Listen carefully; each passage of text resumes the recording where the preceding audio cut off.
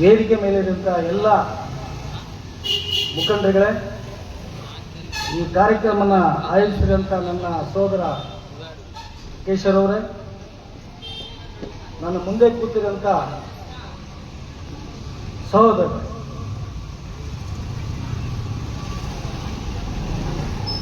ನಾನು ಒಂದು ವಿಷಯವನ್ನು ನಿಮ್ಮಲ್ಲಿ ಪ್ರಸ್ತಾಪ ಮಾಡೋಕ್ಕೆ ಇಷ್ಟಪಡ್ತೀನಿ. ಸಾಮ್ರಾಟ್ ಅಶೋಕ ಚಕ್ರವರ್ತಿ ಕಳಿಂಗ ಯುದ್ಧದಲ್ಲಿ ಅವಾಗ ಇವಾಗಿದ್ದಂಗೆ ಬಾಂಬುಗಳು, ಪಿಸ್ತೂಲ್ಗಳು, ಬಂದೂಕುಗಳು ಅದೆಲ್ಲ ಇರಲಿಲ್ಲ. ಆ ಊರಿಗೂ ಈ ಊರಿಗೂ ಯುದ್ಧ ಆದರೆ ಒಂದು ಫೀಲ್ಡಲ್ಲಿ ಇಂಥ ದಿವಸ ಯುದ್ಧ ಮಾಡ್ಕೊಳ್ಳೋಣಪ್ಪ, ಯಾರು ಸುತ್ತ ಸೋಲೋಣ ಗೆಲ್ಲೋಣ ಅಂತ ಮಾತಾಡ್ಕೊಳ್ತಾ ಇದ್ರು.